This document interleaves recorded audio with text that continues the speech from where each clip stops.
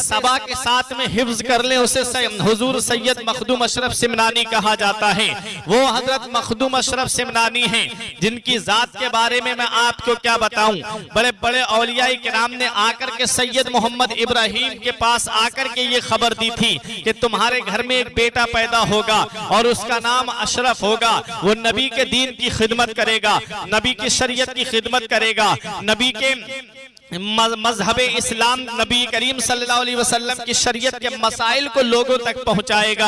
हज़रात गिरामी, जब सैयद मखदूम अशरफ सिमनानी इस दुनिया में तशरीफ लाते हैं, जब आपकी उम्र शरीफ 7 साल की होती है, तब आपने कुरान करीम को क़िराते सबा के साथ में आपने कुरान मजीद को हिफ्ज कर लिया था।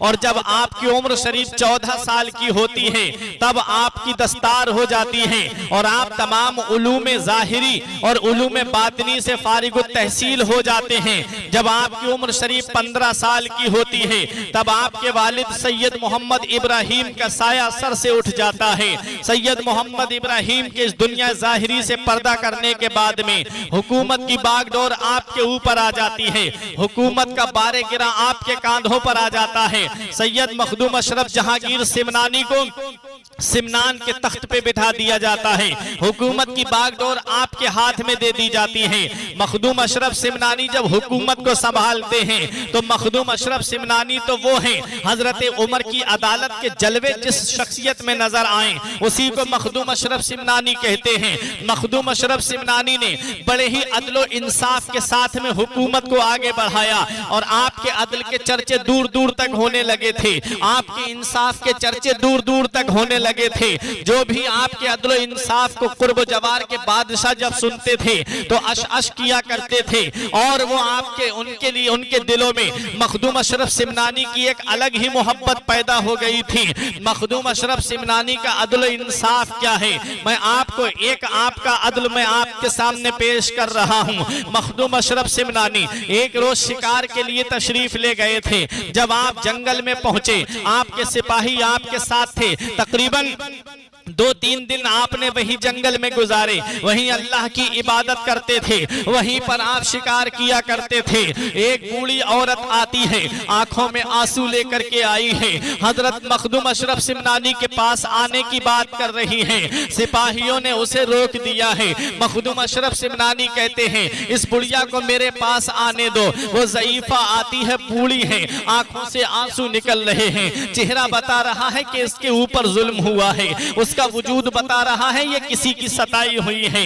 बुढ़िया जब आई, मखदूम अशरफ सिमनानी ने फरमाया, बता अम्मा क्या बात है। उस बूढ़ी ने कहा, आपके एक सिपाही ने मेरा दही जुल्मन ले लिया है और मुझे उसकी कीमत नहीं दी है। हजरत मखदूम अशरफ सिमनानी को जलाल आ जाता है। फरमाया, इन सिपाहियों के चेहरे देख और मुझे बता कौन सा वो जालिम है जिसने तेरा दही बगैर कीमत के लिया है। आप ने जब इतना फरमाया, उस ज़ईफा ने सबके चेहरों पर नजर डाली, बोली इनमें से कोई नहीं है। फरमाया, तू खूब उसको पहचानती है? उसने कहा, हाँ हुजूर, मैं उसका चेहरा नहीं भूल सकती। मखदूम अशरफ सिमनानी ने फरमाया, अच्छा। तो एक सिपाही और घोड़े से आ रहा था, शिकार करने निकल गया था। जब वो करीब में आया, ज़ईफा ने कहा, हुजूर यही वो शख्स है जिसने मेरा दही लिया था और मुझे कीमत नहीं दी थी। मखदूम अशरफ सिमनानी ने फरमाया, तूने ज़ईफा का दही लिया है और तूने उसकी कीमत अदा नहीं की है। उसने कहा, हुजूर ये बुढ़िया झूठ बोल रही है, मैं नहीं जानता ये बुढ़िया कौन है और कहां से आई है। मखदूम अशरफ सिमनानी ने कहा, कोई गवाह है तेरे पास में? तो उस ज़ईफा ने कहा, हुजूर मेरे पास कोई गवाह नहीं है। मखदूम अशरफ सिमनानी ने फरमाया, अभी मेरे पास एक तरीका मौजूद है। आपने एक सिपाही को हुक्म दिया, चंद मक्खियां पकड़ करके लाओ। चंद मक्खियां पकड़ करके लाई जाती हैं और ला करके उस ज़ईफा के सामने उसके मुंह में डाल दी जाती है उस सिपाही के। जब उस सिपाही के मुंह में डालना था कि उसको कै आती है, उल्टी आती है और वो सारा दही उल्टी के जरिए बाहर निकल आता है।